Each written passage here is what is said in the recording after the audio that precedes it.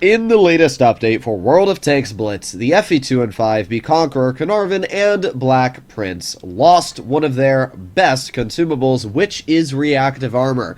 This is even more of a stinker because reactive was literally just buffed quite a bit, and I would actually say that the 2 and 5B should have kept it, as it is a very important consumable for that vehicle.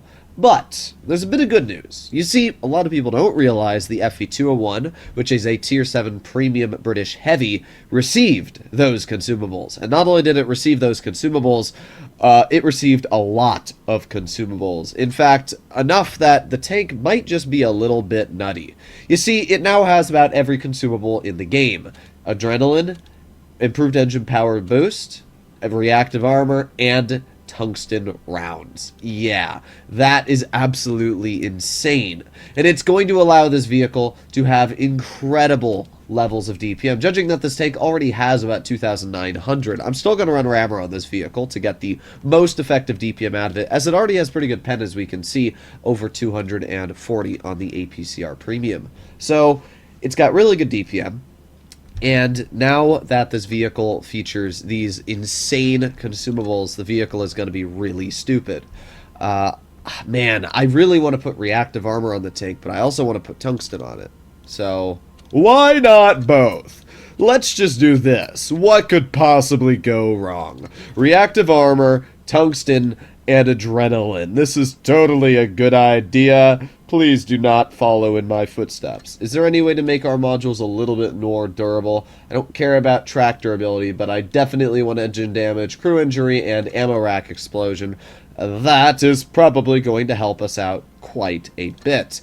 And I could run a protective kit instead of a small food or something. Protective kit is obviously quite nice, as it gives you 15%. Yeah, let's put a protective kit on this vehicle. Let's swap off food for that. So we still have the maximum DPM possible. What protective kit does is it makes your crew injuries less. It makes your, you know, all the things that can happen to your tank that are bad less prone to actually happening. Because of that, I'm interested to see how this is actually going to end up working out. Do I think it'll be good? No. I mean, yes, I think it'll be great until it isn't. That's really the best way to describe it. I think that we're going to be super dangerous until we get a damaged ammo rack or a dead driver, and then we go about 5 kilometers per hour for the rest of the entire game. But at the same time, it's a game. Let's have some fun. This is a pretty solid matchup, with just a few Tier 7s, and then we have 3 Tier 6s. Okay then, well, let's see what the FE201 can do. I actually really like this tank. I think that the Black Prince has advantages over it, but I also think that this vehicle has its fair share of advantages. It's a little bit faster than the Black Prince, going at 30 kilometers per hour instead of, what, like 26-ish? And not only is it a little bit faster than the Black Prince, but it also features a bit better gun depression, if I'm not mistaken, but I could be wrong on that. I think the Black Prince has about 7 degrees, and to be honest, this doesn't look like much more.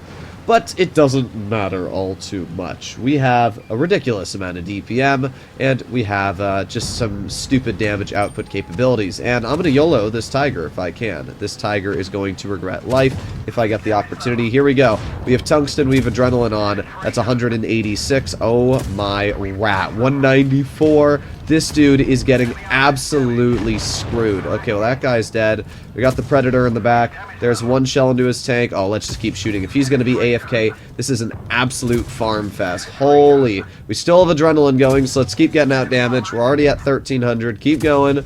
Oh, my juice. Well, ladies and gentlemen, welcome to DPM Town, where this tank is a little bit nutty.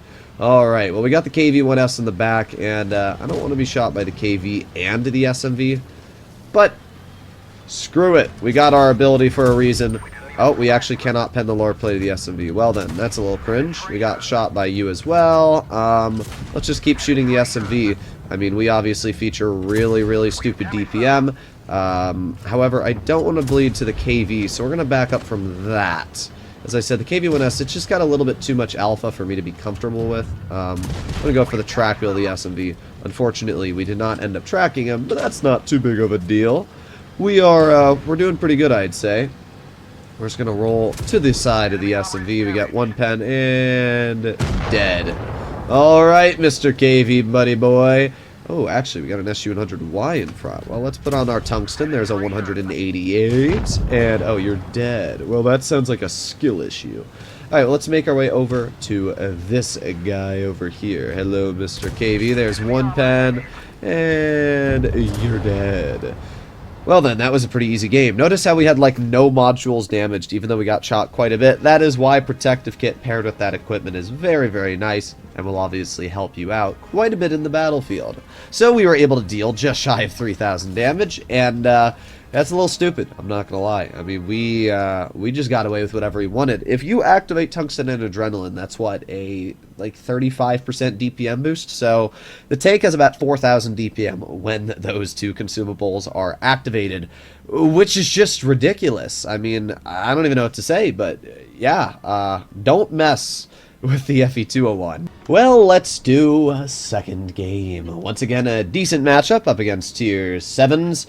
Now, the one thing you do have to keep in mind is while this tank is very dangerous, it does not feature much armor. So, I mean, yeah, reactive's great and all, but we're not going to get too many bounces, meaning that at the end of the day, as aggressive as I want to be, I still have to be a little bit careful on where I actually end up positioning my tank, as I could fall apart. Alright, well, we are going to, oh, we got the BZ right in front of us, and let's just activate our tungsten and adrenaline, and let's just try and farm him out. So there's 1, there's 2, oh boy. Oh, that one missed, very, very sad, but we get a 3rd one out, so that's alright, and let's just aim it on the IS-2 now. There's 1, bruh. I mean, that was a decent chunk of damage. I'm not going to say it was anything, like, incredible, but we got a little bit of bleeding. Looks like an MT-25 was trying to shoot at us as well, but didn't really do much. Our gun's not doing much either. Now, I will say, while the hull of this tank is not very good, the turret is actually quite strong. We're going to shoot at his track wheel again. We damaged it, however, we did not break it, but there you go. We were still able to slam another shell out. It's already 1,300 damage. I mean, this thing has really good DPM, and it's enough to just farm whatever you're aiming at apart. Well, say goodbye to the BZ. There you go. Not sure why he drove up there, but I don't think he liked that too much. Alright, well, we haven't actually bled anything. Our turret's done a great job at getting bounces this game, and now we are going to make our way over to the IS-2. We haven't even had to use our reactive, which is the funniest part. I mean, this has been a pretty solid game. Alright, well, let's see. Let's now activate our reactive, and there you go, a 187 roll from a tank that has, like, 280 alpha with that gun. We have the VK, AFK, and spawn, so let's activate our tungsten. There's a 192, and a 190. God, this is just ridiculous. I mean, we basically have 190 alpha, and now we can activate our adrenaline and have, what, a 2.5 second reload? 2.8. I mean, we just brought what was an 1150 health tank to 0 in about, just, what, maybe 15 seconds of shooting? That's a little stupid.